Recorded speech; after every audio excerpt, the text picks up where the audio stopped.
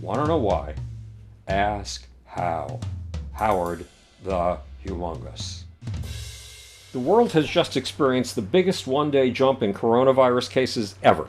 More than 100,000 new cases in a mere 24 hours. Meanwhile, America is now up to 96,000 coronavirus deaths. By the time you see this, we could be past 100,000. We are adding deaths at the rate of roughly 44,000 per month. That's as many of us dying in a single month as die from auto accidents in an entire year.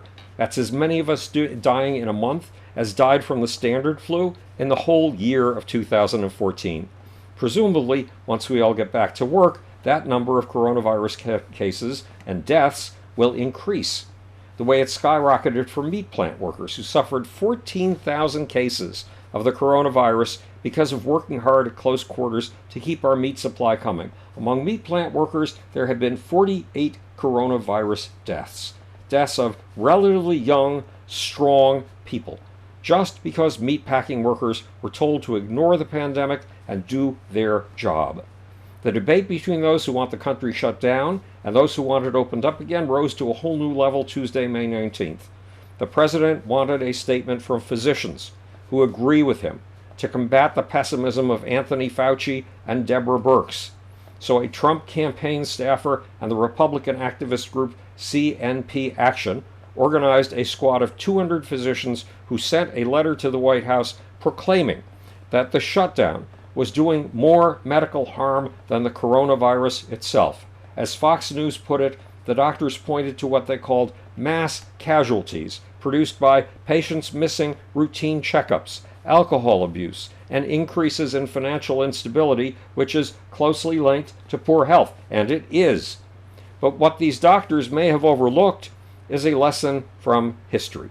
Remember the Spanish influenza of 1918 that killed up to 100 million people worldwide? That flu came in 4 waves over the course of 2 years. The first wave hit in March 1918. When the summer came and it was over, people felt they could stop quarantine measures and go back to normal. They were wrong.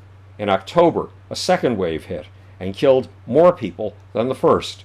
Then, over the course of more than a year, came the next 2 waves. One more thing. Our focus on the coronavirus is taking our eyes off of the big picture. Where do we stand in the world, and how are we doing in our competition with China to dominate the mid-21st century? It turns out that we are not doing well at all, and that our response to the coronavirus is not helping matters. Our traditional allies in NATO are turning away from us. In a Pew survey, 71% of Germans said our handling of the coronavirus crisis has lowered their view of the United States. Only half that, 36%, said that the coronavirus had lowered their view of China.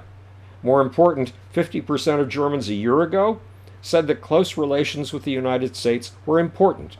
Today, that's down to 37%, which now puts us almost tied, just 1 point ahead of China. Meanwhile, another poll shows that just 2% of the French trust our president to lead the world. Just 2 miserable percent. To quote a report on this polling from Germany's social development group Korber Stiftung and the Pew Research Center, quote, "The president's comments speculating that disinfectant might be used to treat coronavirus patients caused widespread disbelief and horror in many European countries." And the report quotes this from the Irish Times columnist Fintan O'Toole. Over more than 2 centuries, the United States has stirred a very wide range of feelings in the rest of the world. Love and hatred, fear and hope, envy and contempt, awe and anger. But there is one emotion that has never been directed toward the U.S. until now. Pity. This is Howard the Humongous, speaking to you from the future. It's your job and my job to make. Or, want to know why? Ask how. And now for that infamous, sleazy, slimy, sleazy, sneaky little off button.